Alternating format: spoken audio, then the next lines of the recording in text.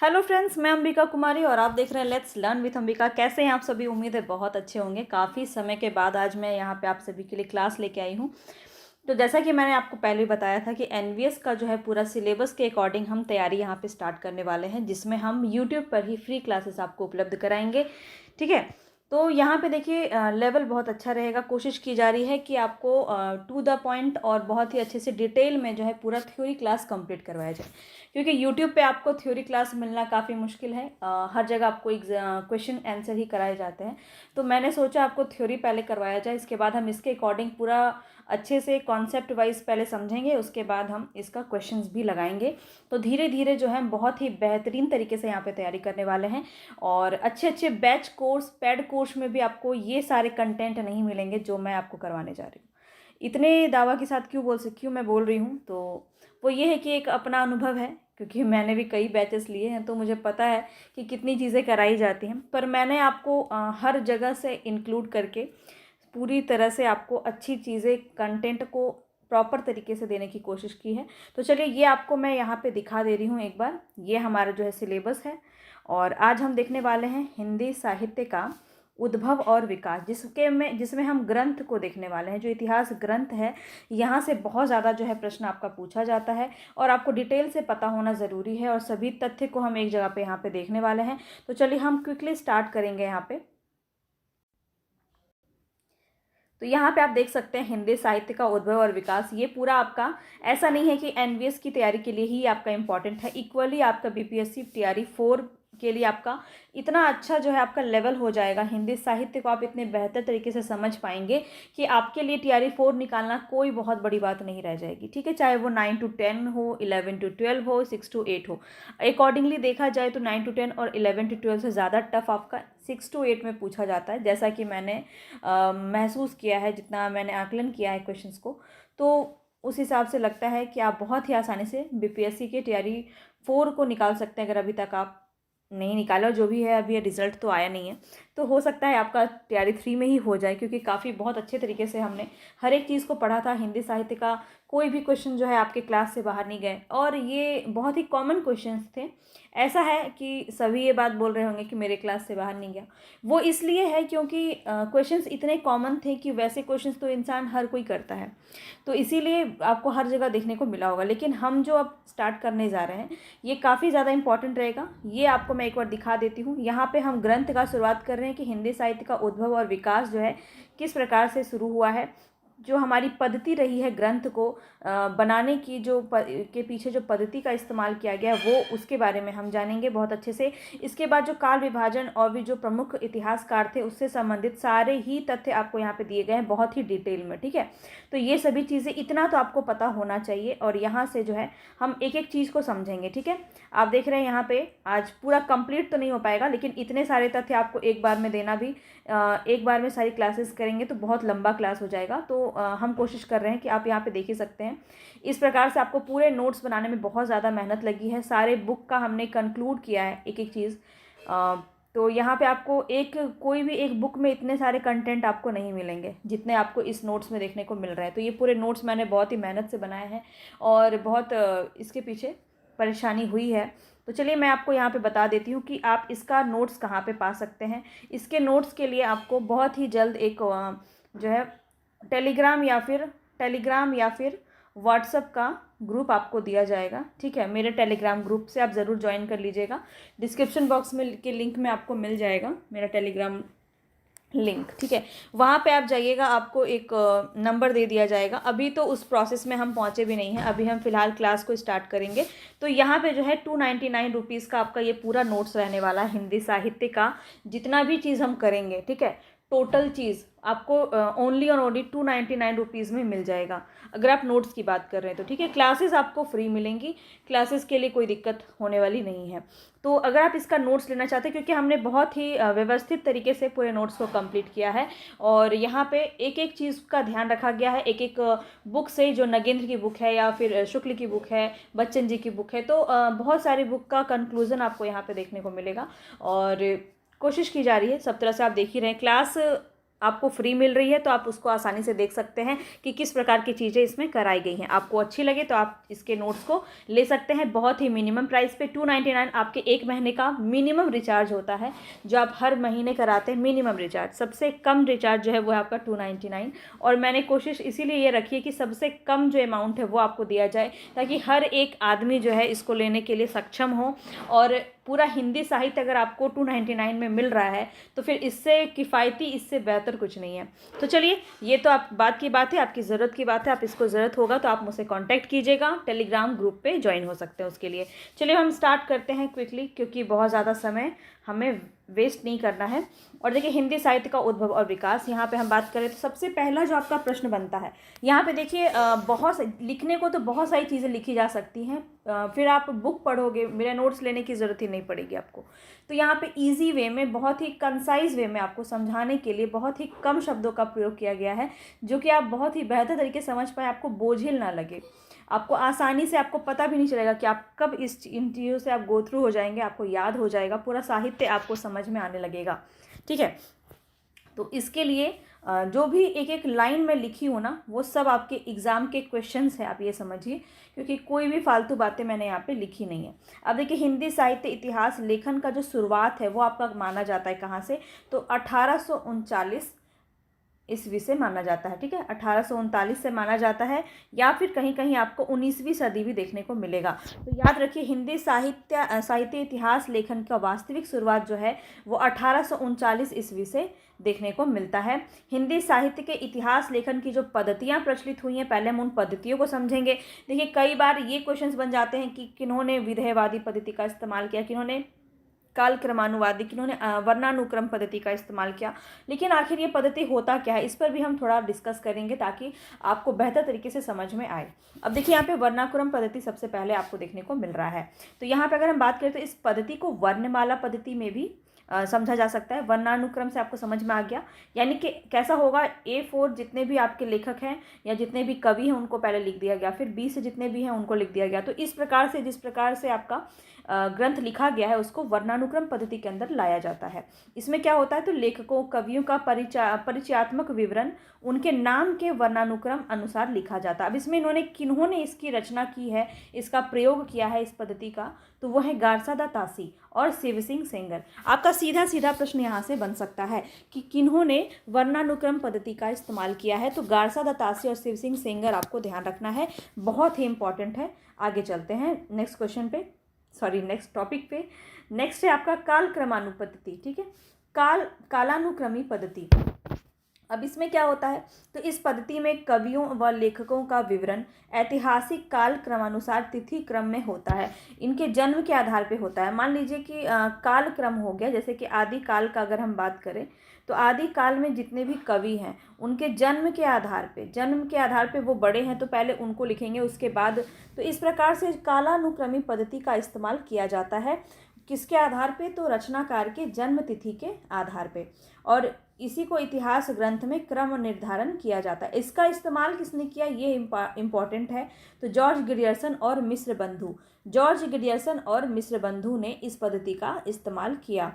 तो सबसे पहला जो आपका प्रश्न यहाँ से बन सकता है वो ये है कि हिंदी साहित्य में सबसे पहली बार काल विभाजन का जो प्रोसेस है वो किसने किया था, तो सबसे पहले किसने किया था, जॉर्ज गिडियर्सन ने किया था। तो ये बात भी आपको याद रखनी है। एक एक बहुत ही छोटी छोटी बातें मैं आपको डिस्कस कर रही हूँ कि यहाँ से आपको बहुत सारे प्रश्न देखने को मिलेंगे। सिर्फ एक क्लास में आपको बहुत सारी चीज़ें आज समझ में आने वाली हैं, तो बस क्लास को अंत तक देखिएगा। हिंदी साहित्य को अगर आप बेहतर तरीके से जानना चाहते हैं, समझना चाहते हैं, याद रखना चाहते हैं, तो बहुत ही आसानी से इसको आप समझ सकते हैं। ठीक है, तो हम इसको फिर से एक और रिवीजन भी करेंगे, ताकि क्लास में ही आपको 50 से 60% याद हो जाए।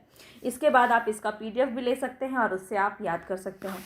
ठीक है, बहुत ही आसानी से इसका नोट्स भी बना सकते हैं, क्योंकि आपका अपना खुद का नोट्स होना काफ़ी ज़्यादा इंपॉर्टेंट है। और बहुत ही मैंने नोट्स की ही तरह आपको यहाँ पे सारी चीज़ें लिखी हैं, वरना तो किताबें सबके पास हैं, सभी किताबें पढ़ सकते हैं, लेकिन सब चीज़ें कंक्लूड करके एक जगह पे आपको मिलना बहुत मुश्किल है, और वो चीज़ें यहाँ पे आपको कोशिश की गई हैं। चलिए आगे देखिए, उसके बाद आता है आपका वैज्ञानिक पद्धति। वैज्ञानिक पद्धति में क्या होता है, तो वैज्ञानिक पद्धति में इतिहास लेखन पूर्णतः निरपेक्ष और तटस्थ होकर तथ्य संकलन करता है। तो यहाँ पे क्या होता है, आपका इतिहास लेखन जो है पूर्ण रूप से तथ्यों पर ही आधारित होता है और इन्हें क्रमबद्ध और व्यवस्थित रूप में प्रस्तुत कर देता है। इस क्रमबद्धता और तर्क पुष्टता अनिवार्य रूप से इसमें होती है। तो अगर आपका वैज्ञानिक पद्धति से प्रश्न बने तो आपका ये जो की पॉइंट है ये आपको ध्यान में रखना है, क्रमबद्धता एवं तर्क पुष्टता। ठीक है, तो ये जो आपको देखने को मिलेगा वो वैज्ञानिक पद्धति में देखने को मिलेगा। कोई भी विशेष रूप से इसका जो प्रयोग है इन्होंने नहीं किया है किन्होंने भी। ठीक है, इस पद्धति में भी वही दोष है जो काल क्रमानु पद्धति में दोष है। व्याख्या एवं विश्लेषण के बिना यह पद्धति त्रुटिपूर्ण लगती है। तो क्या यहाँ पे बोला गया है, यहाँ पे सिर्फ और सिर्फ जो है, मान लीजिए कि मैं आपको समझाने के लिए एक बता रही हूँ कि अगर यहाँ पे हम बात कर रहे हैं रामचंद्र शुक्ल की, ठीक है, रामचंद्र शुक्ल की बात कर रहे हैं, तो इनके बारे में जो भी तथ्य, इनका जन्म, इनके बारे में बस लिख दिया गया, ये पुस्तक है, ये इनकी आलोचना है, बस आगे बढ़ गए। तो ये क्या होगा, इसमें आपका इसको हम विशेष रूप से ऐतिहासिक ग्रंथ नहीं मान सकते हैं। तो ये तो आपका जैसे वन लाइनर वाला काम कर रहा है कि आपको एक नॉर्मल सा फैक्ट आपको दिया हुआ है, तो इसमें क्या है कि विश्लेषण नहीं किया गया है, व्याख्या नहीं किया गया है। इस वजह से जो है ये पद्धति आपकी त्रुटिपूर्ण मानी जाती है। समझ में आ गया ये बात? चलिए आगे देखिए, आगे है आपका विधेय पद्धति, जो सबसे ज़्यादा इम्पॉर्टेंट है। विधेयवादी पद्धति है। आपसे प्रश्न यहाँ से विधेयवादी पद्धति से ये बन सकता है कि कौन सी पद्धति जो है वो इतिहास लेखन में सर्वोत्तम है, सर्वश्रेष्ठ है, तो वो है आपका विधेयवादी पद्धति। ठीक है, तो साहित्य का इतिहास लेखन में यह पद्धति सर्वाधिक उपयोगी सिद्ध हुई है। इस पद्धति के जन्मदाता कौन है? देखिए यहाँ से 3 प्रश्न आपके बहुत ही इंपॉर्टेंट है जो बन सकते हैं। सबसे पहला तो विधेयवादी पद्धति, ठीक है, ध्यान से समझेंगे। विधेयवादी पद्धति जो है इसके जन्मदाता कौन है? वेन है। ठीक है, इसके जन्मदाता अगर पूछा जाएगा तो वो कौन हो जाएंगे? वेन हो जाएंगे। इन्होंने विधेयवादी पद्धति को 3 शब्दों में बांटा है। किन्होंने? वेन ने। जाति, वातावरण और क्षण विशेष, ये आपसे प्रश्न पूछा जा सकता है। ठीक है, और ये आपका यूजीसी नेट में पूछा भी गया है। तो आपको 3 बातें जो है विधेयवादी पद्धति से संबंधित याद रखना है, क्योंकि ये सर्वोत्तम है तो इसके बारे में चीज़ें भी आपकी विस्तृत होंगी। और यहाँ पे हम बात करें तो हिंदी में देखिए मैंने हाईलाइट करके रखा है, बहुत ही ज़्यादा ध्यान दिया गया है कि आपको कोई भी तरह की परेशानी नोट्स को पढ़ते वक्त ना हो और आप बहुत ही आसानी से सभी चीज़ों को याद कर पाएँ। तो देखिए हिंदी साहित्य यानी हिंदी में साहित्य का इतिहास लिखने की पद्धति का सूत्रपात किसने किया? तो रामचंद्र शुक्ल हो जाएंगे। ठीक है, ध्यान रखिएगा, बहुत इंपॉर्टेंट पॉइंट मैं अभी आपको बताने वाली हूँ। यहाँ पे बात की जा रही है हिंदी में, समझे, हिंदी में साहित्य का इतिहास लिखने की इस पद्धति का सूत्रपात किसने किया? रामचंद्र शुक्ल ने किया। लेकिन अगर आपसे प्रश्न पूछ लिया जाए कि हिंदी साहित्य इतिहास लेखन, यहाँ पे आपका भाषा की बात नहीं की जा रही है, हिंदी साहित्य इतिहास लेखन में विधेयवादी पद्धति का प्रयोग सबसे पहले किसने किया था? तो गिरियर्सन ने किया था। ये क्वेश्चन आपका बीपीएससी में भी पूछा गया है। ठीक है, इस बार तो ये बहुत ही ज़्यादा इंपॉर्टेंट है। कितने लोग इसमें कंफ्यूज होंगे, रामचंद्र शुक्ल को जाके लगा के आएंगे, लेकिन ध्यान रखिए कि सबसे पहले विधेयवादी पद्धति का जो प्रयोग किया है वो गिरियर्सन ने किया। इन्होंने आंशिक रूप से किया है, पूर्णतः तो नहीं किया है, पूर्णतः इन्होंने नहीं किया है, आंशिक रूप से किया है। लेकिन सबसे प्रथम बार जो प्रयोग होता है हिंदी साहित्य इतिहास लेखन में, और ये आपको ध्यान रखना है, यहाँ पे बोला जा रहा है हिंदी साहित्य इतिहास लेखन और यहाँ बोला जा रहा है हिंदी में साहित्य का इतिहास। ठीक है, ये दोनों बातों में बहुत ही ज़्यादा डिफरेंस है, तो ये आपको ध्यान में रखना है। 3 बातें मैं एक बार में आपको कंक्लूड कर दे रही हूँ। इसका जन्मदाता पूछे विधेयवादी का तो कौन हो जाएंगे? वेन हो जाएंगे। पूछा जाए हिंदी में साहित्य इतिहास की इस पद्धति का सूत्रपात किसने किया? तब शुक्ल हो जाएंगे। और अगर पूछा जाए हिंदी साहित्य इतिहास लेखन में विधेयवादी पद्धति का प्रयोग सबसे पहले किसने किया? तब गिरियर्सन हो जाएंगे। तो ये 3 बातें आपको ध्यान रखनी। अब हम क्या करने वाले हैं कि सारे इतिहासकार को देखेंगे। तो आज हम सारे कंप्लीट एक दिन में नहीं कर पाएंगे, क्योंकि आपको बहुत ही तसल्ली से मेरा पढ़ाने का इरादा है कि एक एक चीज़ आपको याद होनी चाहिए। सिर्फ ये नहीं कि मैंने क्लासेस ले लिया दैट्स इट, ऐसा नहीं करना है। आपको चीज़ें याद भी करवानी है और आपको पूरे साहित्य को मैं बहुत ही बेहतर करने वाली हूँ। तो चलिए साथ में कोऑपरेट करना है आपको, सारी चीज़ें आपको मिल रही हैं और बहुत ही अच्छे कॉस्ट पे मिल रही है। नोट्स अगर आप इसका लेना चाहें तो आप ले सकते हैं। 299 रुपीज़ में आपका इसका नोट्स आपको मिल जाएगा। और अब हम यहाँ पे बात करते हैं गारसादा तासी। हिंदी साहित्य लिखने का सर्वप्रथम प्रयास जो है फ्रेंच भाषा में इन्होंने ही किया था। तो बहुत बार ये घुमा फिरा के क्वेश्चन पूछा जाता है, तो ध्यान रखिएगा हिंदी साहित्य लिखने का यहाँ पे हिंदी साहित्य से आप लोग कंफ्यूज मत होइए, ठीक है। हिंदी साहित्य जो बोला जा रहा है वो इसलिए बोला जा रहा है क्योंकि हिंदी भाषी जो कवि हैं, जो जैसे रामचंद्र शुक्ल हैं, जैसे शुरुआत से अगर हम बात करें तो जैसे अबहट, अपभ्रंश, ये सब हिंदी का ही तो पहले का रूप हुआ करता था ना। तो जो भी आदि काल से लेके भक्ति काल से सभी जो है यहाँ पे हिंदी साहित्य हैं।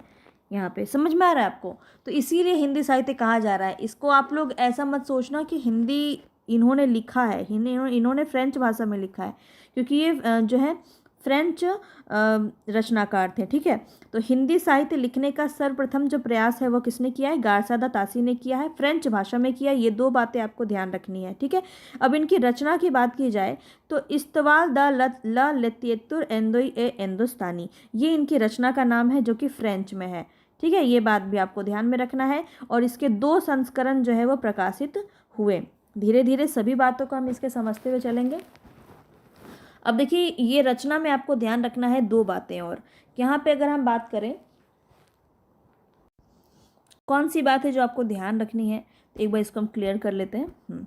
अब ये देखिए कि प्रश्न आपका एक और यहाँ से बनता है, वो ये है कि एंदोई, एंदोस्तानी और एंदोई, ये दोनों का अर्थ आपका पूछ लेता है, ठीक है। तो एंदोस्तानी और एंदोई, इसका अर्थ क्या होता है? यानी एंदोई हिंदुस्तानी भी बोल सकता है और हिंदुस्तानी भी बोल सकता है क्वेश्चन में, ठीक है। तो ध्यान रखिएगा, हिंदुस्तानी का अर्थ क्या होता है? अरबी फारसी के शब्दों की प्रधानता है इसमें, ठीक है। ये आप नोट कर लेना। एंदोस्तानी का अर्थ क्या होता है? उर्दू फारसी, ठीक है। उर्दू फारसी के शब्दों का यहाँ पे प्रधानता है। और अगर हम बात करें एंदोई का, तो इसमें तत्सम शब्दों की प्रधानता है। तत्सम आप जान रहे हैं, शुद्ध हिंदी जो आपका संस्कृत निष्ठ हिंदी होता है उसको हम बोलते हैं। तो तत्सम शब्दों का प्रयोग जो है एंदोई, यानी कि हिंदुई भी अगर आपका रहे ऑप्शन में, हिंदुई, तो भी आप इसी को समझिएगा। हिंदुस्तानी हो तो ये वाला समझिएगा, ठीक है। हिंदुस्तानी का अर्थ होता है उर्दू फारसी प्रधानता होती है, और एंदोई में क्या होता है? तत्सम शब्द की प्रधानता होती है। तो ये बात भी आपको ध्यान रखनी है। जो भी चीज़ें आपके एग्जाम में पूछी जा सकती है वो सभी चीज़ें हम यहाँ पे डिस्कस कर रहे हैं। अब देखिए, प्रथम संस्करण में पहला भाग 1839 एवं दूसरा भाग 1847 ईस्वी में प्रकाशित हुआ। तो ये बात आपको ध्यान रखना है। देखिए, अब यहाँ पे अगर मैं थोड़ा सा आपको डायग्राम के माध्यम से समझाऊँ तो गारसादा तासी, ठीक है, मैं तासी लिख रही हूँ, आप समझ जाइएगा। तासी ने जो है यहाँ पे पहले तो 2 संस्करण में यहाँ पे इन्होंने बातें की। पहला भाग जो है यहाँ पे प्रथम संस्करण, ठीक है, प्रथम संस्करण, और यहाँ पे आपका द्वितीय संस्करण। ध्यान से समझेंगे तो यहाँ पे जो है 2 भागों में यहाँ पे हुआ। पहला 1839 में, और फिर दूसरा यहाँ पे दूसरा भाग 1847 में। ये बातें आपको ध्यान रखनी है। तो ये दोनों ही जो है ये प्रथम संस्करण के हैं, ठीक है। प्रथम संस्करण में पहला भाग, प्रथम संस्करण में दूसरा भाग। अब हम यहाँ द्वितीय संस्करण में अगर पहुँच जाएँ तो यहाँ पे तीन बार ये प्रकाशित हुआ आपका, ठीक है। 1870 में, फिर से 1870 में, और फिर 1871 में। तो ये आप बहुत ही आसानी से याद रख सकते हैं। यहाँ पे मैंने आपको नोट भी कर दिया है, तो आप समझ जाएंगे। अब यहाँ पे देखिए, प्रथम संस्करण में पहला भाग 1839 में, दूसरा भाग 1847 में, और द्वितीय संस्करण में 3 भाग थे, क्रमशः यहाँ पे दिए गए हैं 1870, 1870 और 1871। तो ये आपको ध्यान रखना है।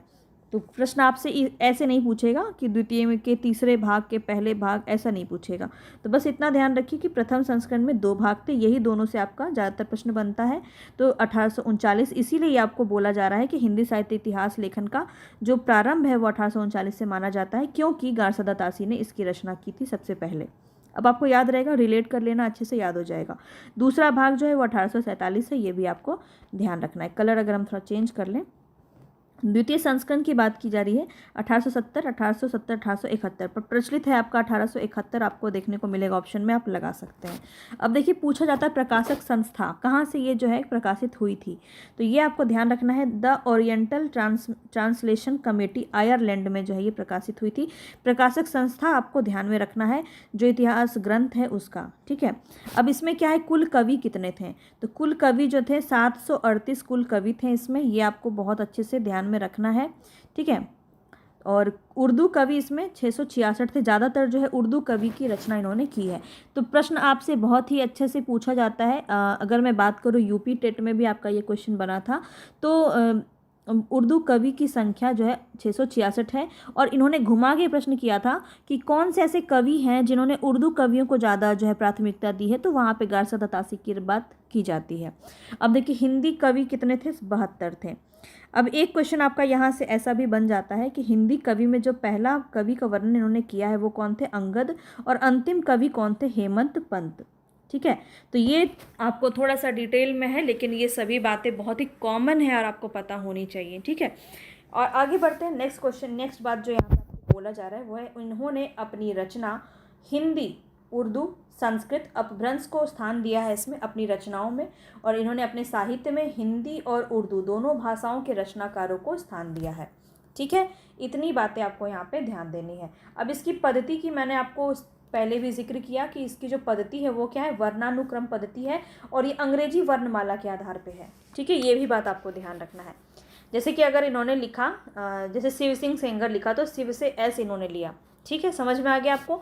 अंग्रेजी वर्णमाला के आधार पे इन्होंने जो है वर्णानुक्रम पद्धति का इस्तेमाल किया है। अब ऑप्शन में आपको फंसाया जा सकता है कि फ्रेंच वर्णानुक्रम दे दिया जाए, फ्रेंच वर्णमाला, इंग्लिश वर्णमाला, हिंदी वर्णमाला।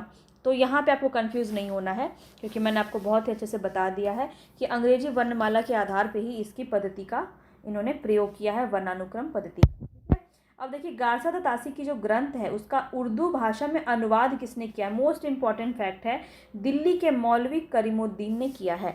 नाम याद रख लेना, बहुत इंपॉर्टेंट है। गारसात तासी के ग्रंथ के जो रचना उर्दू भाषा में जिन्होंने अनुवाद किया है वो कौन है, दिल्ली के मौलवी करीमुद्दीन, इन्होंने ही किया। इनकी रचना क्या है ये भी हम देख लेते हैं।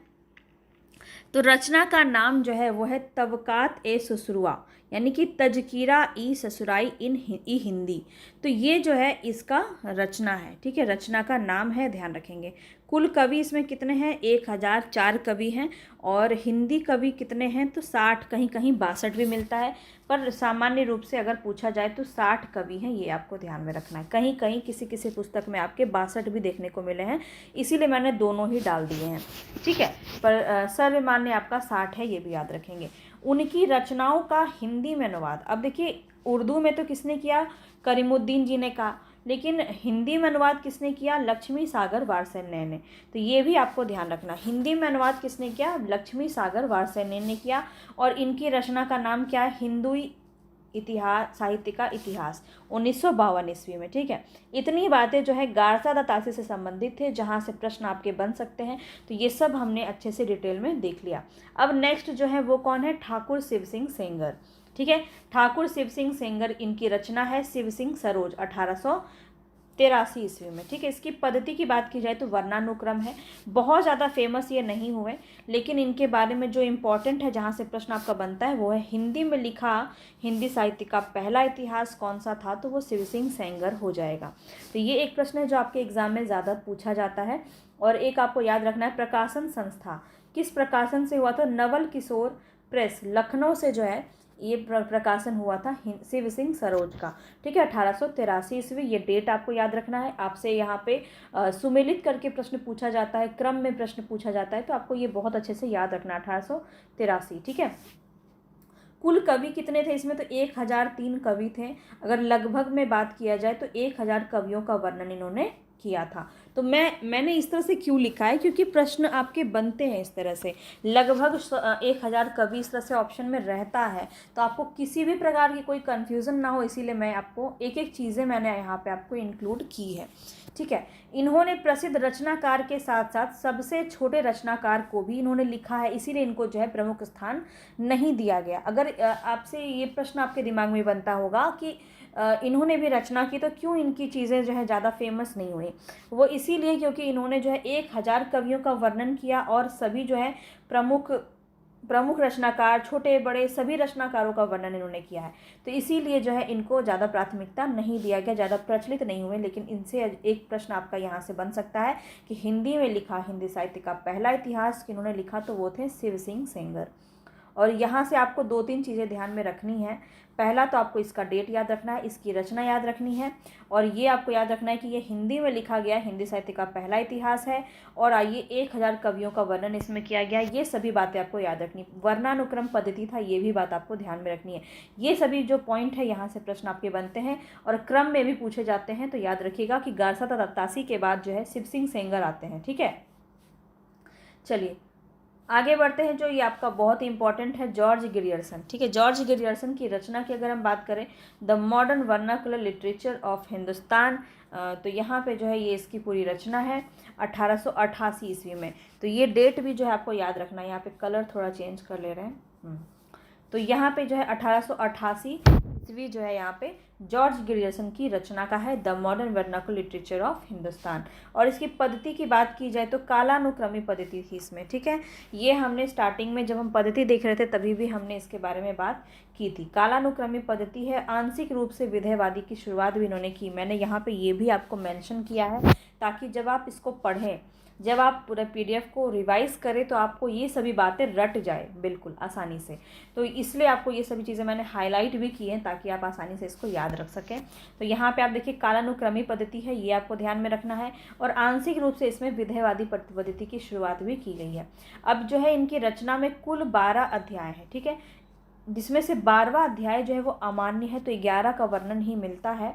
तो हम पूरे 11 जो अध्याय है उसको एक बार देख लेते हैं। पहला जो अध्याय है इनका वो है चारण काल। 700 से 1300 ईस्वी में इन्होंने चारण काल लिखा है, और इसी से आपका एक प्रश्न बन जाता है कि हिंदी साहित्य में जो है चारण काल इन्होंने आदिकाल को कहा है। तो हम आगे बढ़ते हैं। अभी 15वीं सदी का धार्मिक पुनर्जागरण, ये दूसरा अध्याय है। तीसरा अध्याय है इनका जायसी की प्रेम कविता। चौथा अध्याय है ब्रज का कृष्ण संप्रदाय। 5वां अध्याय है मुगल दरबार। 6ठा है तुलसीदास। उसके बाद आपका यहाँ पे हो जाएगा 6ठा नंबर पे तुलसीदास। 7वें नंबर रीति काव्य, फिर है तुलसीदास के अन्य परवर्ती। 9वें नंबर पे है 8वीं शताब्दी, कंपनी के शासन में हिंदुस्तान, महारानी विक्टोरिया के शासन में हिंदुस्तान। तो ये आपका कुल जो है यहाँ पे 11 अध्याय की बात यहाँ पे की गई है। ठीक है, कुल जो है 12 अध्याय है, लेकिन 12वां अध्याय जो है वो अमान्य माना जाता है, इसलिए 11 जो है यहाँ पे देखने को आपको मिल रहा है। तो क्वेश्चन आपको किसी भी तरह से पूछेगा तो आप इसका आसानी से आंसर कर सकते हैं। सभी आपको यहाँ पे क्रम से तो नहीं पूछा जाएगा, इतना डिटेल में नहीं जाएंगे आपके टीजीटी और पीजीटी में। ठीक है, टीजीटी पीजीटी जैसे एग्जाम में आपका इससे ज़्यादा डीपली पूछा नहीं जाएगा, तो ये आपको ध्यान में रखना है। और यहाँ से कुछ भी आपको मुगल दरबार या जायसी की प्रेम कविता इस प्रकार से आपको ऑप्शन में दिया जा सकता है, तो याद रखिएगा यहाँ से अगर प्रश्न बनेगा तो इसी प्रकार से बनेगा। इस काल विभाजन में वैज्ञानिकता का अभाव है तथा अध्यायों की संख्या अधिक होने की वजह से इस काल विभाजन को उपयुक्त नहीं माना गया। अब ये बात आपको जो है समझने वाली है।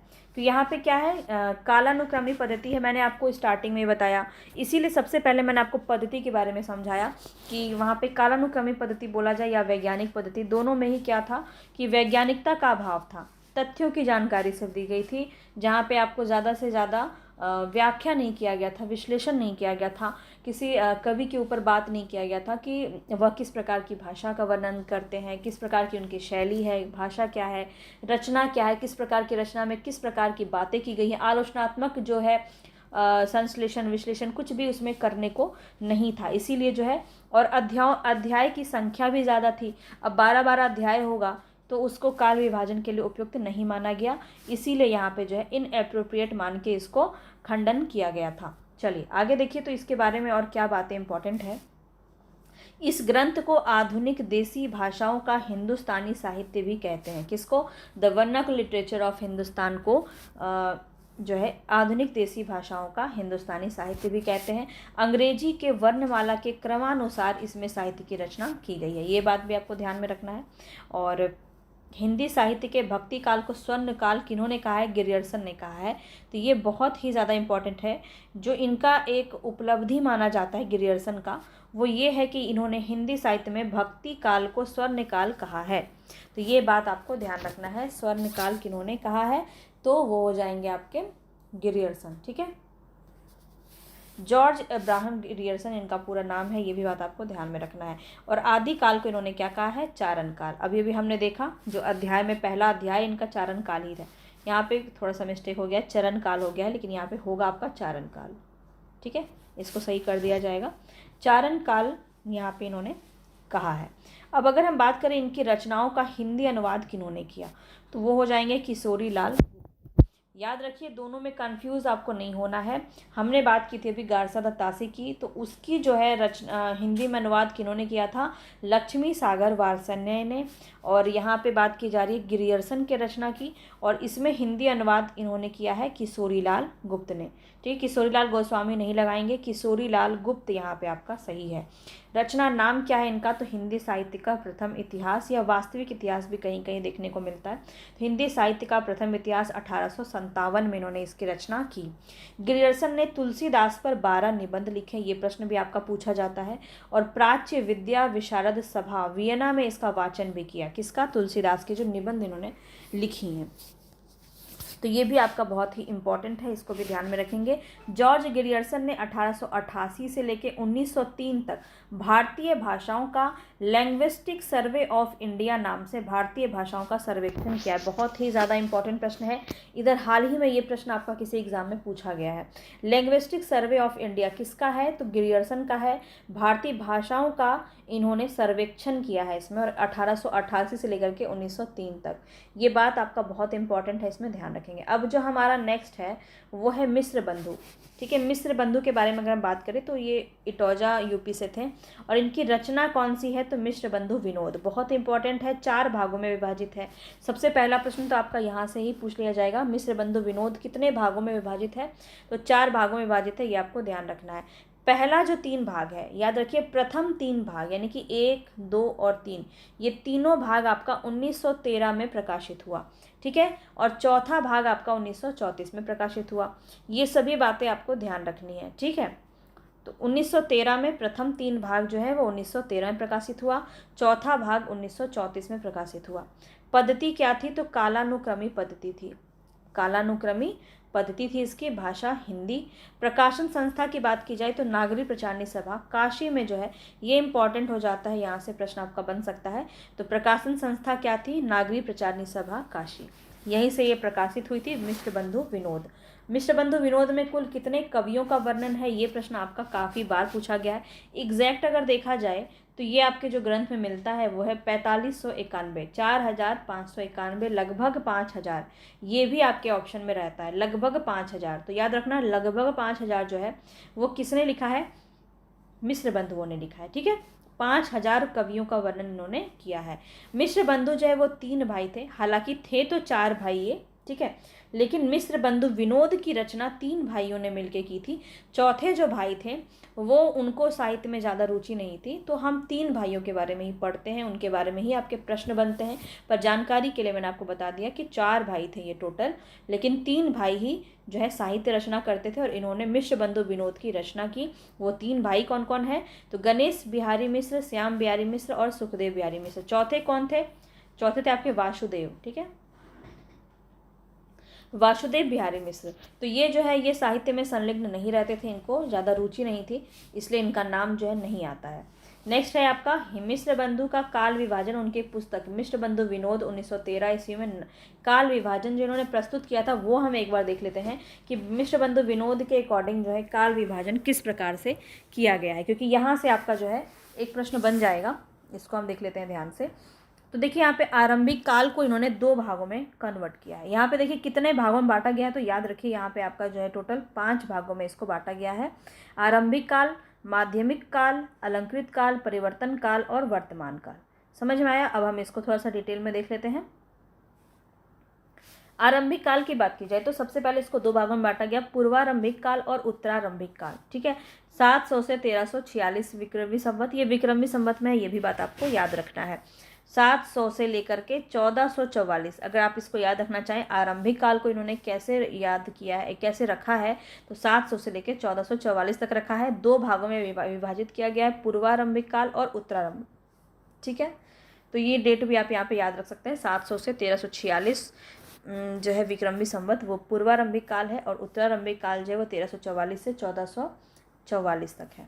माध्यमिक काल की बात की जाए तो पूर्व माध्यमिक काल और प्रौढ़ माध्यमिक काल, ये 2 भागों में यहाँ पे इन्होंने बांटा है माध्यमिक काल को भी। ठीक है, तो याद रखना कि प्रथम के 3 जो काल हैं उनको इन्होंने 2-2 भागों में विभाजित किया है। इसके बाद अलंकृत काल है आपका पूर्वालंकृत काल और उत्तरालंकृत काल। यहाँ पे समय आप देख सकते हैं 1481 से 1899 जो है टोटल इन्होंने अलंकृत काल यानी कि रीति काल को इन्होंने माना है। इसके बाद इन्होंने परिवर्तन काल को भी माना है। परिवर्तन काल जो है 1890 से 1925 विक्रमी संवत है और वर्तमान काल 1926 से लेके अब तक जो है वो वर्तमान काल का इन्होंने माना है। अब यहाँ पे आप देखिए एक प्रश्न आपका यहाँ से ये भी बन सकता है कि आदि काल को इन्होंने क्या माना है, आरंभिक काल माना है, और भक्ति काल को इन्होंने माध्यमिक काल माना है, और रीति काल को इन्होंने अलंकृत काल माना है। रीति काल और आधुनिक काल के बीच में इन्होंने किस काल को माना है, ये प्रश्न मोस्ट इंपॉर्टेंट है, बन जाता है, वो है आपका परिवर्तन काल। ठीक है, ध्यान रखेंगे। और इसके बाद देखिए वर्तमान काल को इन्होंने आधुनिक काल को इन्होंने क्या कहा है, वर्तमान काल। तो ये भी आपको याद रखना है। ठीक है, मिश्र बंधु से यहाँ से प्रश्न आपका बहुत बनता है, तो याद रख लीजिएगा। आरंभिक और प्रारंभिक में बहुत लोग कंफ्यूज रहते हैं, कई आपको बुक्स में देखने को मिलेगा आरंभिक प्रारंभिक काल भी जो है मिश्र बंधु को ही लगा दिया जाता है, मगर है नहीं, क्योंकि नगेंद्र की बुक अगर आप पढ़ेंगे तो उसमें आपको बहुत ही सफाई से सही बातें यहाँ पे दी गई हैं कि आरंभिक काल जो है वो इन्होंने आदि काल को माना है। प्रारंभिक काल किन्होंने माना है, तो ये भी आपको ध्यान रखना है। प्रारंभिक काल गणपति चंद्र गुप्त ने माना है। ठीक है, ये 100% आपका सही है। इसको आप क्लेम भी कर सकते हैं एग्जाम में, अगर आपका ऑप्शन आ जाता है ना इस प्रकार से, तो आप इसको क्लेम कर सकते हैं। ठीक है, गणपति चंद्र गुप्त, याद रखना, गणपति चंद्र गुप्त ने प्रारंभिक काल माना है और आरंभिक काल किन्होंने माना है, मिश्र बंधु ने। दोनों बातें क्लियर रहनी चाहिए आपको। चलिए आगे देखिए, मिश्र बंधु ने आदि काल को आरंभिक काल माना है, यहाँ पे मैंने अलग से लिख दिया है, और आधुनिक काल को इन्होंने वर्तमान काल कहा है। गोरखनाथ को हिंदी का प्रथम गद्य लेखक इन्होंने माना है। मोस्ट इंपॉर्टेंट क्वेश्चन यहाँ से आपका बन सकता है कि मिश्र बंधु जो है वो गद्य लेखक किसे मानते हैं, प्रथम, तो गोरखनाथ को मानते हैं, और इन्होंने प्रथम कवि पर इन्होंने कोई चर्चा ही नहीं की है। ये भी बात आपको ध्यान रखना है कि प्रथम कवियों का जो सभी लोग बताते हैं ना, कौन कवि किसके दृष्टि से प्रथम है, ये सभी चीज़ें मैं आपको कराने वाली हूँ। ये पूरा ग्रंथ आपका कंप्लीट हो जाएगा। इसके बाद हम आदिकाल में जब हम आएंगे तो इसके नामकरण पर बात करेंगे कि नामकरण किस प्रकार से किन्होंने किया है, बहुत ही अच्छे से डिटेल में आपको करवाई जाएगी सभी चीज़ें। ठीक है, तो यहाँ पे देखिए मिश्र बंधु का जो कथन है, यहाँ पे रामचंद्र शुक्ल का एक कथन है, बहुत इंपॉर्टेंट है, मिश्र बंधु विनोद के बारे में है, इसीलिए मैंने यहाँ पे ये कोट आपको डाला हुआ है। तो ये क्या है, कवियों का परिचयात्मक विवरण मैंने प्रायः मिश्र बंधु विनोद से ही लिया है। तो ये कथन किसका है, रामचंद्र शुक्ल का है, मिश्र बंधु के बारे में इन्होंने कहा है। तो ये आपका मैंने यहाँ पे डाला, ये प्रश्न आपका यहाँ से पूछा जाता है, तो याद रखिएगा। ठीक है, और ये भी याद रखिएगा कि मिश्र बंधु जो है प्रथम गद्य लेखक बोला जा रहा है यहाँ पे सिर्फ। ठीक है, तो गद्य लेखक किसे माना है, गोरखनाथ को। इनकी अन्य रचना, एक और रचना है जो बहुत फेमस है, पूछा जाता है, वो है आपका हिंदी नवरत्न। ठीक है, हिंदी नवरत्न जो है ये काफ़ी इंपॉर्टेंट है आपका, जिसमें हिंदी आलोचना की प्रथम पुस्तक मानी जाती है हिंदी नवरत्न, ये भी आपको ध्यान रखना है। हिंदी आलोचना की प्रथम पुस्तक मानी जाती है हिंदी नवरत्न, और ये किसकी है, मिश्र बंधु की है। कब रची गई, 1910 में। तो इसमें इन्होंने क्या किया है, नवरत्न मतलब नवरत्न, 9 रत्नों को यहाँ पे साहित्य के जो रत्न हैं, 9 कवियों का वर्णन इन्होंने किया है। इन सभी का नाम आप एक बार देख लीजिए, तुलसीदास, सूरदास, देव कवि बिहारी लाल, मतीराम, चिंतामणि, केशवदास, चंद्रबरदाई और भारतेंदु हरिश्चंद्र, ये कुल आपके 9 कवि हैं। यहाँ से आपका प्रश्न बहुत बन सकता है, बहुत बार बना भी है, और बहुत ही आसानी से आप इसको याद रख सकते हैं। एक इसका ट्रिक भी आता है, लेकिन आप इसको ऐसे ही पढ़ेंगे तो आपको याद आसानी से हो जाएगा। ऐसे है, तुलसी और सुर ने देवी के बंधु केशव कबीर को चंद्र दिलाई। तो यहाँ पे ये आपका एक जो है कह सकते हैं कि याद करने की ट्रिक है, लेकिन मैं ट्रिक पे ज़्यादा विश्वास रखती नहीं हूँ। आप इसको खुद ही 2-4 बार पढ़ेंगे तो आपको याद हो जाएगा। तुलसीदास, सूरदास, देव कवि, बिहारी लाल, मतीराम और चिंतामणि, आपको पता है ये दोनों भाई हैं, इसीलिए बंधु कह दिया जाता है इनको कई बार। ठीक है, तो मतीराम और चिंतामणि, केशवदास, चंद्रबरदाई, भारतेंदु हरिश्चंद्र, ये सभी कुल 9 रत्नों की चर्चा इन्होंने की है नवरत्न में। तो ये बातें आपको ध्यान रखना है। अब जो आपका बहुत ही प्रसिद्ध है रामचंद्र शुक्ल, आज हम इनको ही पढ़ के समाप्त करेंगे। इसके बाद और भी जो इम्पॉर्टेंट ग्रंथ है जिन्होंने भी लिखा है, वो सब मैं आपको कल करवाऊँगी। ठीक है, तो क्योंकि इतना एक बार में आपको बहुत सारे फैक्ट भी दे दूँगी ना, तो आपके दिमाग से सब निकल जाएगा और सब खिचड़ी हो जाएगा, इसीलिए मैं चाहती हूँ कि आपको सभी चीज़ें तसल्ली से कराई जाए। अब देखिए, इनकी जन्म काफ़ी बार पूछ ली जाती है, तो इनकी जन्म क्या है आपकी, 11 अक्टूबर 1884 में अगौना में इनका जन्म हुआ था, इनकी रचना है हिंदी साहित्य का इतिहास। इनको जब हम इनका कथन, इनकी रचना के बारे में पढ़ेंगे तो और भी ज़्यादा इनके बारे में जानेंगे डिटेल से। अभी हम ग्रंथ की बात कर रहे हैं, तो यहाँ पे जो इम्पोर्टेंट बातें हैं जो आपको पता होनी चाहिए, सब हम प्रकरण के अकॉर्डिंग कर रहे हैं। जो भी टॉपिक है आपका उसी के अकॉर्डिंग आपकी चीज़ें यहाँ पे चल रही हैं। तो बस आपको कंटेंट में कोई कॉम्प्रोमाइज़ नहीं किया जा रहा है, हर एक प्रकार से आपको यहाँ पे बेहतर कंटेंट देने की कोशिश की जा रही है। ठीक है, जितने भी लोग नए जुड़े हैं उनको मैं बता देती हूँ कि यहाँ पे आपको ये पूरा नोट्स आपको जो है 299 रुपीज़ में मिल जाएगा। जितने भी लोग लेना चाहते हैं ले सकते हैं, बहुत ही मिनिमम प्राइस मैंने रखा है। और ये मैं एक कह सकती हूँ कि मोबाइल रिचार्ज का सबसे मिनिमम प्राइस है ये। हर एक महीने आप इतने की रिचार्ज कराएंगे मिनिमम, तो ये हर कोई अफोर्ड कर सकता है, इसीलिए मैंने ये रखा है आपके लिए। और कोई भी बेहतर पेड कोर्स से बहुत ही बेहतर आपको ये कंटेंट दे दिया जा रहा है, जो आपको बेहतर बहुत ही सर्वश्रेष्ठ जो होते हैं आपके पेड कोर्स, वहाँ भी आपको ये सभी चीज़ें देखने को नहीं मिलेंगी। चलिए, ज़्यादा इस पर हम चर्चा नहीं करेंगे, और इसको डिटेल में इसके बारे में आपको मेरे टेलीग्राम पे मिल जाएगा। जिसको भी ज़रूरत होगी वो कांटेक्ट कर सकता है मेरे साथ टेलीग्राम ग्रुप में। चलिए, अब यहाँ पे हम बात करें तो रामचंद्र शुक्ल की जो रचना है हिंदी साहित्य का इतिहास, ये 1929 ईस्वी में रचित था। इससे आपका एक प्रश्न बहुत ज़्यादा इंपॉर्टेंट बनता है, वो है परिवर्तित और संशोधित संस्करण इसका कब आया था? 1940 ईस्वी में। तो ये प्रश्न यहाँ से आपका एक बन जाता है। बहुत सारे लोगों को ये बातें पता नहीं है। हिंदी साहित्य का जो इतिहास है इसका एक संशोधित रूप भी प्रकाशित हुआ है, और वो कब हुआ है? 1940 में। ठीक है, दोनों बातें याद रखनी है, दोनों ही आपके रामचंद्र शुक्ल के अकॉर्डिंग है। और इसमें पद्धति आपका काफ़ी पूछा जाता है, तो किस पद्धति का इन्होंने प्रयोग किया है? वो है विधेयवादी पद्धति। और विधेयवादी पद्धति जो है यहाँ पे सर्वश्रेष्ठ है, ये भी आप जानते ही हैं। भाषा इन्होंने हिंदी रखा था। कुल रचनाकार कितने हैं? 997। ठीक है, 997 है। लगभग 1000, लगभग की बात मैंने हर एक में किया है, क्योंकि यहाँ पे आपका लगभग से ऑप्शन बनता है। ठीक है, कुल प्रकरण भी आपका पूछा जाता है, काफ़ी बार एग्जाम में बना है यहाँ से प्रश्न, तो मैं आपको बता दे रही हूँ। कुल प्रकरण इसमें 7 हैं। ठीक है, टॉपिक्स कितने? टॉपिक्स हैं 7। प्रकरण आप समझ रहे हैं, टॉपिक्स कितने हैं? 7 टॉपिक्स हैं। और इन्होंने जो है दोहरी नामकरण की पद्धति को अपनाया। अब ये क्या है आपका दोहरी नामकरण? तो आप यहाँ पे देख रहे हैं कि आदि काल भी इन्होंने कहा है, वीर गाथा काल भी इन्होंने कहा है। तो किस आधार पे कहा है? तो एक है आपका प्रवृत्ति के आधार पर इन्होंने कहा है। ठीक है, एक इन्होंने काल विभाजन के आधार पर तो किया ही है, एक इन्होंने प्रवृत्ति के आधार पर किया है। और ये आपका काफ़ी इंपॉर्टेंट यहाँ से हो जाता है। दोहरी नामकरण की पद्धति किन्होंने अपनाई थी? तो रामचंद्र शुक्ल हो जाएंगे, ये बात आपको याद रखना है। 4 भागों में इन्होंने विभाजन किया है। आदिकाल, पूर्व मध्यकाल। आदिकाल को इन्होंने क्या कहा है? वीर गाथा काल कहा है। ये क्वेश्चन आपका 1000 बार पूछा जाता है, और बहुत ही घिसा पिटा क्वेश्चन है, लेकिन काफ़ी बार बनता है एग्जाम में। पर ये आप याद रखिए कि आदिकाल, ऐसा नहीं है कि इन्होंने आदिकाल नहीं कहा है, इन्होंने आदिकाल भी कहा है, लेकिन ज़्यादातर जोर कहाँ दिया गया है? तो प्रवृत्ति के आधार पर जो इन्होंने रचनाएँ की हैं उस पर ज़्यादा जोर दिया गया है। तो वीर गाथा काल आपको ज़्यादा याद रखना है। ठीक है, और भक्ति काल का इन्होंने देखिए पूर्व मध्यकाल भी कहा है और भक्ति काल भी कहा है। ठीक है, और डेट आपको बहुत अच्छे से याद रखना है। आदिकाल या वीर गाथा काल की बात करें तो 1050 से 1375 विक्रमी संवत। विक्रमी संवत याद रखिए। अगर ईस्वी में प्रश्न आपका आया है, ऑप्शन को ध्यान से आपको पढ़ना है। ऑप्शन में अगर विक्रमी संवत में ऑप्शन है तो अब तो सही है। अगर आपका ईस्वी में आंसर दिया गया है ऑप्शन में, तो आपको क्या करना है? इसमें 57 माइनस कर देना। ठीक है, 57 आप माइनस करेंगे ना तो विक्रमी संवत आपका ईस्वी में कन्वर्ट हो जाएगा।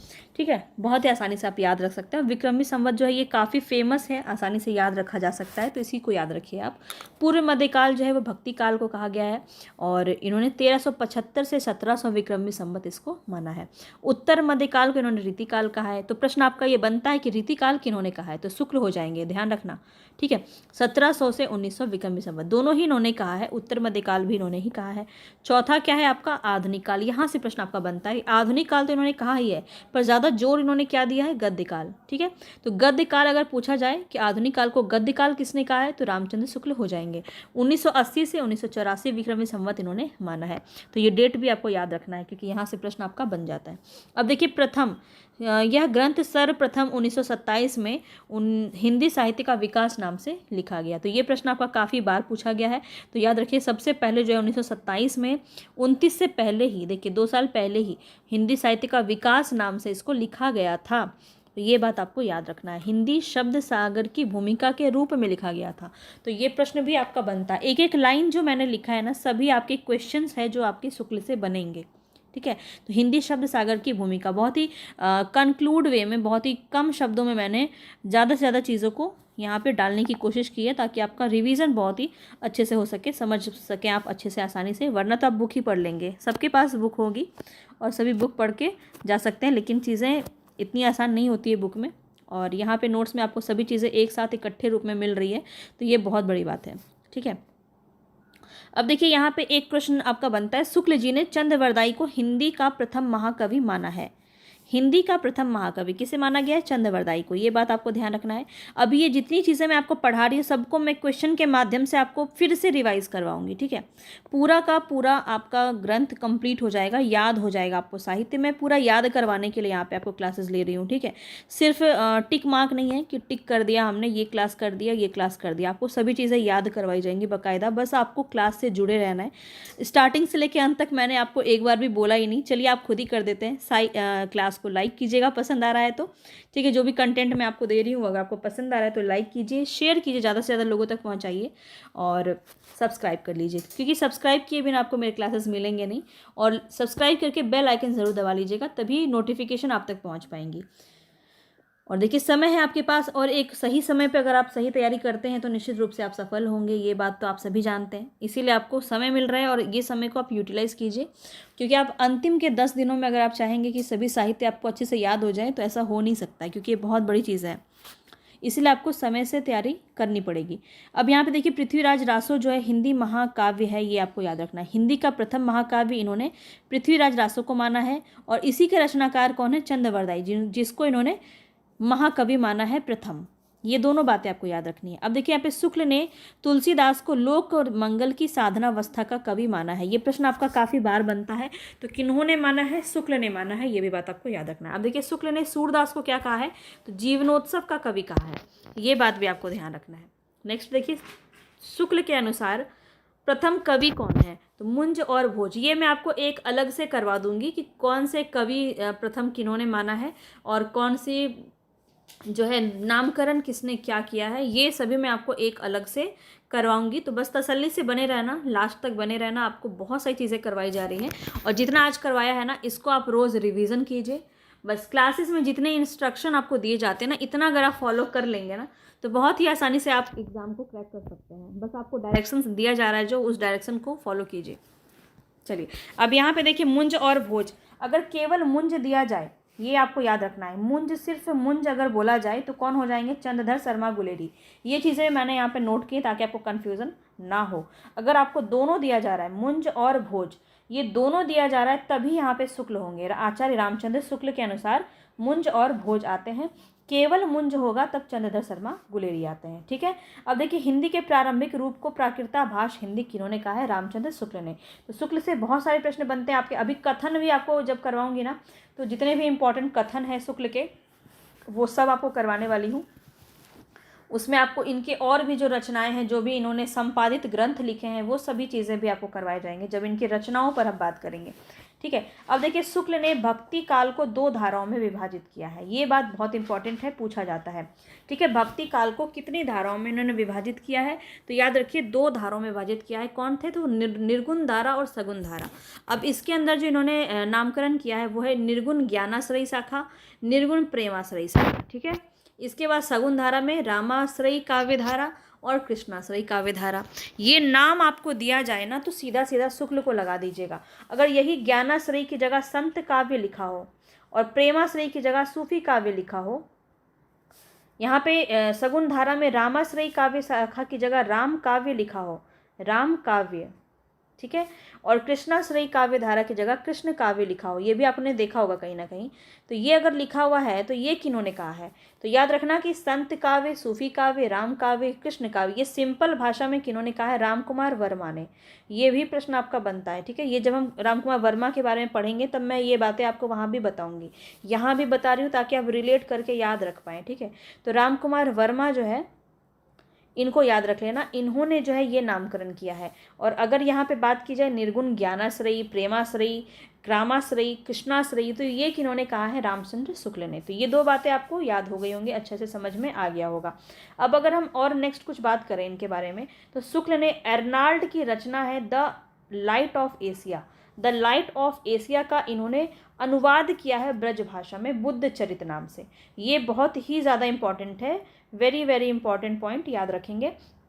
द लाइट ऑफ एशिया किसकी रचना है? एर्नाल्ड की रचना है। और इसका जो अनुवाद किया है वो शुक्ल ने किया है। किस नाम से किया है? बुद्ध चरित नाम से किया है। और इसकी भाषा क्या थी? ब्रज भाषा। तो ये सभी बातें भी आपको ध्यान रखनी। चिंतामणि इनका जो ग्रंथ है, देखिए इनके ग्रंथ में हम अलग से जो इनकी रचनाएं हैं और भी, और कौन कौन सी चीज़ें इनके बारे में जो इनकी जो उपलब्धियां हैं उस पर हम अलग से जिक्र करेंगे। अभी हम सिर्फ इतिहास ग्रंथ की बात कर रहे हैं, हिंदी साहित्य के उद्भव की बात कर रहे हैं, इसीलिए यहाँ पे सभी चीज़ें मैं बताऊँगी तो आपको आपके दिमाग से निकल जाएगा। इसीलिए हर चीज़ को बहुत ही व्यवस्थित तरीके से आपको देने की कोशिश की जा रही है। अब यहाँ पे बस आपको इतना ध्यान रखना है कि शुक्ल ने चिंतामणि निबंध ग्रंथ की रचना की थी। ये आपका जो बीपीएससी में पूछा भी गया है इस बार, तो ये भी आपको याद रखना है। वर्तमान में 4 भागों में जो है इसका वर्णन किया गया है। वर्तमान में कितना भाग है इसका? चिंतामणि का 4 भाग है, पर शुक्ल ने 2 ही भागों को लिखा है। ये भी बात आपको याद रखना है। पहले जो 2 भाग हैं उसमें रामचंद्र शुक्ल ने लिखा है चिंतामणि में, ठीक है। और ये भी याद रखिए कि इसमें इनको मंगला पारितोषिक पुरस्कार भी मिला था, ठीक है, चिंतामणि में। इसके बाद तीसरा भाग किन्होंने लिखा? नामवर सिंह ने, ठीक है। तीसरा भाग नामवर सिंह ने लिखा है और चौथा भाग कुसुम चतुर्वेदी ने लिखा है, ठीक है। अब एक और लास्ट पॉइंट है, 17 मनोविकार का भी वर्णन इन्होंने किया है। अब वो कौन कौन से मनोविकार हैं, कौन कौन से और संपादित ग्रंथ हैं इनके बारे में, कौन कौन से इनकी रचनाएं हैं जो कि आपकी लिखी गई हैं, जो कि इनकी उपलब्धियां हैं, और जितने भी इनके कथन हैं, वो मैं आपको जब रामचंद्र शुक्ल अलग से करवाऊंगी उसमें मैं ये सभी चीज़ें आपको इंक्लूड करूँगी, ठीक है। तो आज जो है इतनी सारी चीज़ें आपको बतानी थी। एक बार हम इसको क्विकली रिवाइज कर लेते हैं, जितनी भी चीज़ें हमने पढ़ी हैं, बस इस ये करके हम क्लास को एंड करेंगे। रिवीजन बहुत इंपॉर्टेंट है, रिवीजन होगा तभी आप चीज़ों को बेहतर तरीके से समझ पाएंगे, याद रख पाएंगे, ठीक है। और एक बार फिर से बता देती हूँ कि ये ना सिर्फ आपके एनवीएस के अकॉर्डिंग हम इसलिए चल रहे हैं क्योंकि एनवीएस की जो सिलेबस है वो आपको कंक्लूड है पूरा हिंदी साहित्य। जब हम टीजीटी आपको टीजीटी दिखाया ना, पीजीटी तो और भी ज़्यादा विस्तृत रूप में है, वो सब भी हम करेंगे। पहले टीजीटी कंप्लीट करेंगे, फिर हम पीजीटी को भी देखेंगे, ठीक है। इक्वली इंपॉर्टेंट है आपके ईएमआरएस के लिए, इक्वली इंपॉर्टेंट है आपके DSSB के लिए भी। और बीपीएससी तो आप यूँ कर लोगे, अगर इसको आपने देख लिया तो बीपीएससी आप आसानी से कर लोगे, क्योंकि इससे बाहर आपका बीपीएससी में पूछने वाला नहीं है। इससे बहुत ही लो लेवल रहता है, ठीक है। लेकिन आपको लेवल बढ़ाना है मुझे, क्योंकि आपको जो अन्य एग्ज़ाम है आपके NVS, KVS, TGT, PGT, EMRS, DSSB, उसके लिए आपको ज़्यादा योग्य बनाने के लिए ये सभी क्लासेस दी जा रही हैं। अब देखिए यहाँ पे क्या क्या था। पहले हम पद्धति की बात किए थे, जिसमें हमने देखा वर्णानुक्रम पद्धति में आपका क्या होता है, वर्णों का प्रयोग किया जाता है, ठीक है।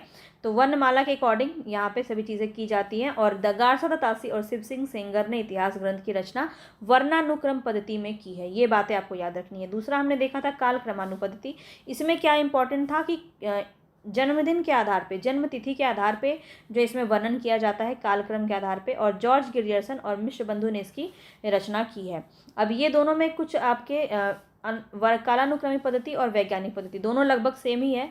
और इसमें जो है किसका अभाव है, कर्मबद्धता और तर्क जो है इसमें देखने को मिलता है, लेकिन व्याख्या और विश्लेषण का अभाव है, जिसकी वजह से ये जो है त्रुटिपूर्ण माना जाता है। ये भी बात आपको याद रखना है। सबसे उपयुक्त कौन सा है, विधेयवादी पद्धति। इसका प्रयोग जो है बहुत सारे लोगों ने किया है, लेकिन सबसे इम्पॉर्टेंट अगर पूछा जाता है कि इसके जन्मदाता कौन है, तो कौन है, वेन जो है इसके जन्मदाता माने जाएंगे। कई लोग इसमें कन्फ्यूज़ होते हैं और रामचंद्र शुक्ल को लगा के आते हैं, ठीक है। तो याद रखना कि वेन कवि जो है वो आपके रामचंद्र शुक्ल विधेयवादी पद्धति के जन्मदाता माने जाते हैं, ठीक है। अगर इसमें पूछा जाए आपसे हिंदी में साहित्य का इतिहास लिखने की पद्धति में इसका सूत्रपात किसने किया, तब आपका रामचंद्र शुक्ल हो जाएगा।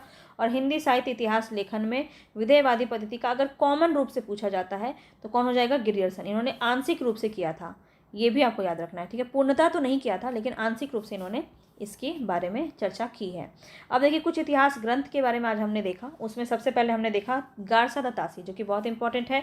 फ्रेंच भाषा में इन्होंने लिखा। सबसे पहला प्रयास अगर हिंदी साहित्य लिखने का किया गया तो वो किसने किया? गारसा द तासी ने किया। ये क्वेश्चन आपका बहुत बार बनता है। अब इसकी रचना क्या है? इस्तवा द लेतेतुर एंदोई ए एंदोस्तानी। तो ये नाम आपको याद रखना है। इसका जो प्रकाशन है वो आपको याद रखना है, क्योंकि यहाँ से प्रश्न आपका डेफिनेटली देखने को मिलता है।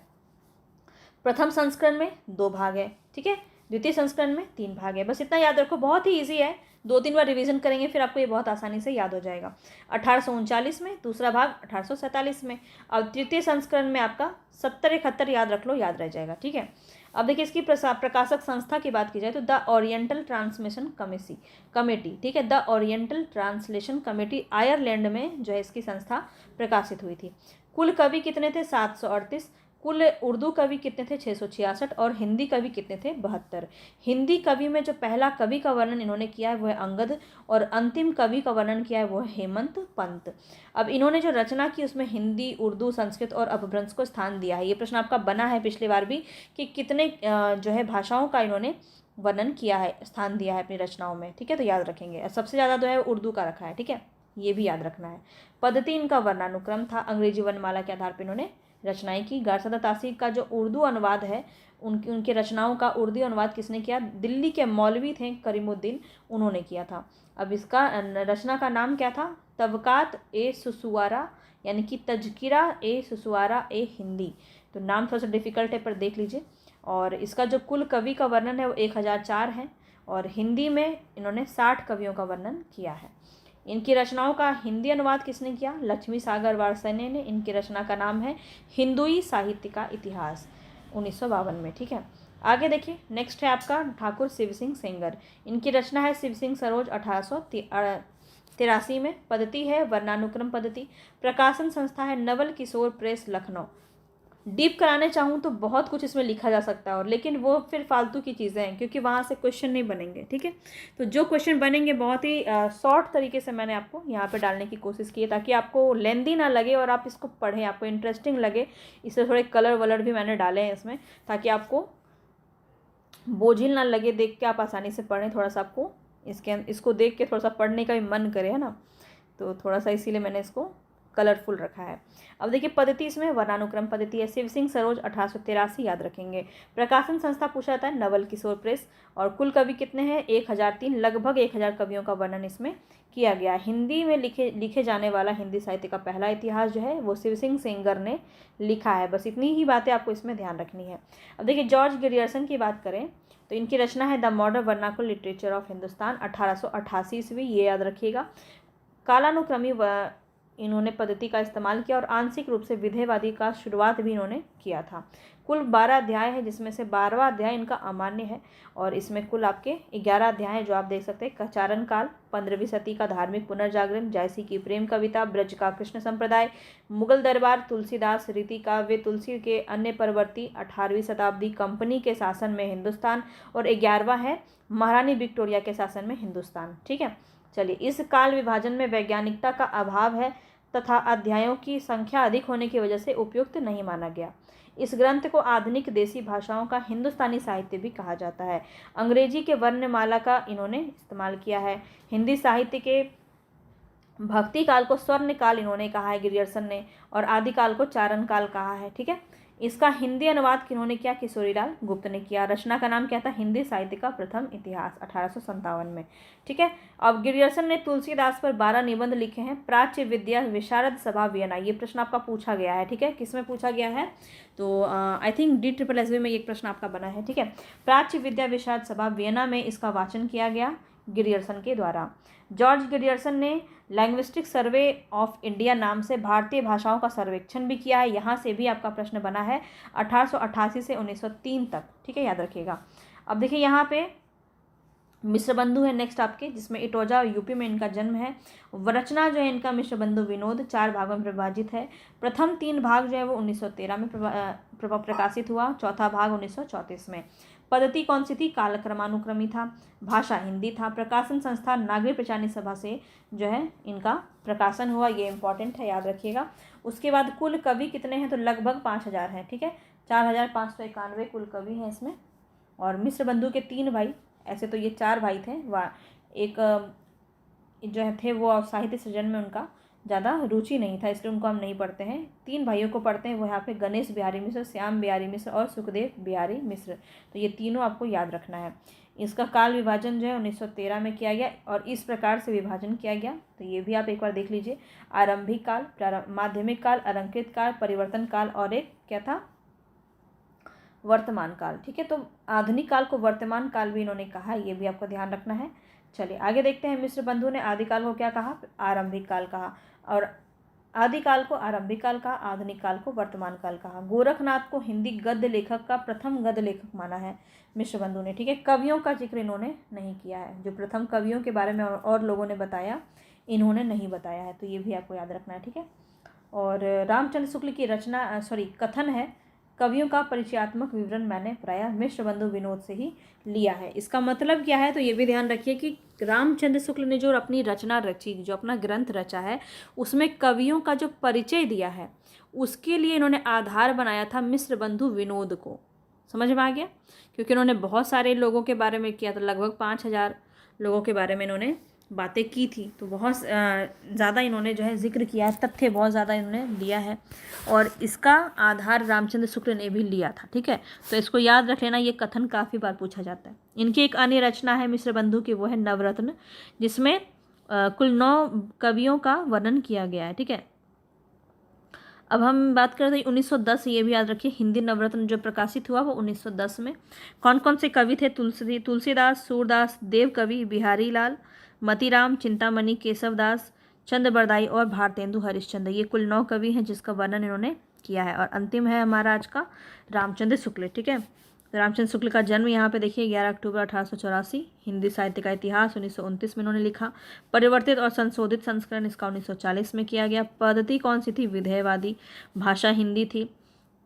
कुल रचना इन्होंने 1997 किया है, 997 किया है, लेकिन लगभग 1000 भी देखने को मिलता है। कुल प्रकरण कितने थे, 7, ये याद रखना इंपॉर्टेंट है। अब इसमें जो नामकरण जो है, इन्होंने दोहरी नामकरण की पद्धति अपनाई, 2 नामकरण किया, एक आदिकाल, एक वीरगाथा काल, पूर्व मध्यकाल, भक्ति काल। ये डेट भी आपको याद रखना है। ठीक है, उत्तर मध्यकाल, रीतिकाल और आधुनिक काल को गद्यकाल। ठीक है, 1980 से 1984, ये आपका पूछ लिया जाता है, याद रखना। ठीक है, यह ग्रंथ सर्वप्रथम 1927 में हिंदी साहित्य का विकास नाम से प्रकाशित हुआ था। बहुत ही इंपॉर्टेंट है, इसको याद रखेंगे। हिंदी शब्द सागर की भूमिका, ये आपका इस बार भी बीपीएससी में पूछा गया है, हिंदी शब्द सागर की भूमिका। शुक्ल जी ने चंद्रबरदाई को हिंदी का प्रथम महाकाव्य माना है, और इन्हीं की रचना पृथ्वीराज रासो को प्रथम महाकाव्य माना है।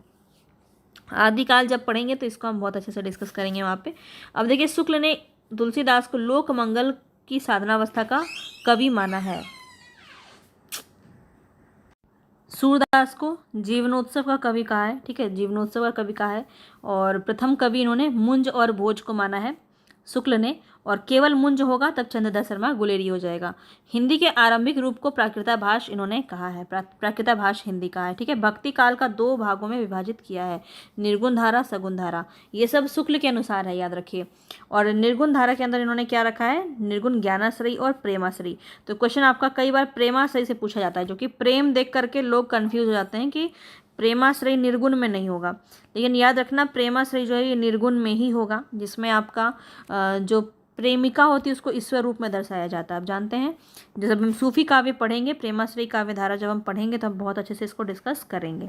चलिए, सगुण धारा में बात करें तो रामाश्रयी काव्य धारा, कृष्णाश्रयी काव्य धारा इसमें इन्होंने रचना की है। और इसी में एक बात मैंने आपको और भी बताया, ज्ञानाश्रयी को संत काव्य भी कहते हैं और प्रेमाश्रयी को सूफी काव्य भी कहते हैं। तो ये जो है नामकरण किसने किया है, रामकुमार वर्मा ने किया है। तो ये भी बात आपको याद रखना है। चलिए, शुक्ल ने एर्नाल्ड की जो रचना है द लाइट ऑफ एशिया, इसका बुद्ध चरित्र नाम से अनुवाद किया ब्रजभाषा में। चिंतामणि इनकी निबंध संग्रह है जो 4 भागों में है वर्तमान में। प्रथम जो 2 भाग हैं, पहले 2 भागों का रामचंद्र शुक्ल ने लिखा है। तीसरा भाग किसने लिखा है, ये प्रश्न आपका पूछा जाता है, नामवर सिंह ने। चौथा भाग कुसुम चतुर्वेदी ने। ठीक है, 17 मनोविकारों का निबंध भी इन्होंने लिखा है। बाकी जब हम इनकी रचना पर बात करेंगे, अलग से इसकी वीडियो होगी एक अलग से। ठीक है, इसमें रचना पर बात करेंगे हम। इसके अलावा जो इनकी उपलब्धि है, जो भी इन्होंने इनको जो भी अवार्ड मिले, पुरस्कार मिले हैं, वो हम देखेंगे। इसमें संपादित ग्रंथ इनके कितने हैं, कथन इनके बहुत सारे पूछे जाते हैं, वो सब हम एक क्लास में आपको बताएंगे। यहाँ पे सिर्फ ग्रंथ की चर्चा की जा रही है, तो वहीं तक सीमित रखना है इसको। तो ये पूरा क्लास आपको कैसा लगा मुझे कमेंट बॉक्स में ज़रूर बताइएगा, ठीक है। मेरी मेहनत कैसी लगी, आप भी थोड़ा सा इस पर चर्चा कर सकते हैं, कमेंट बॉक्स में बता सकते हैं। और इसी तरह से आपको क्लास पूरी करवाई जाएगी, तो रोज़ आपको रेगुलर रहना है। और क्लास आपको फ्री में मिल रही, इसका मतलब ये नहीं है कि आप इसको नेगलेक्ट कर सकते हैं, क्योंकि नेगलेक्ट करेंगे तो आपके ही ऊपर ये हानि करेगा। इसको समझिएगा कि फ्री है लेकिन काफ़ी ईजिली आपको उपलब्ध हो रहा है। और इसका सिर्फ नोट्स आपको पेड है, इसको ध्यान में रखेंगे, ठीक है।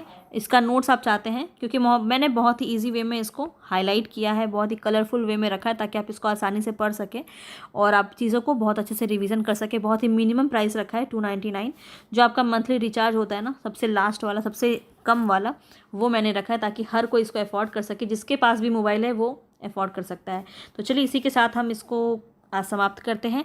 मिलेंगे फिर से नेक्स्ट वीडियो में, तब तक के लिए धन्यवाद। पसंद आया तो प्लीज़ लाइक कर देना और चैनल को सब्सक्राइब ज़रूर कर लेना। धन्यवाद।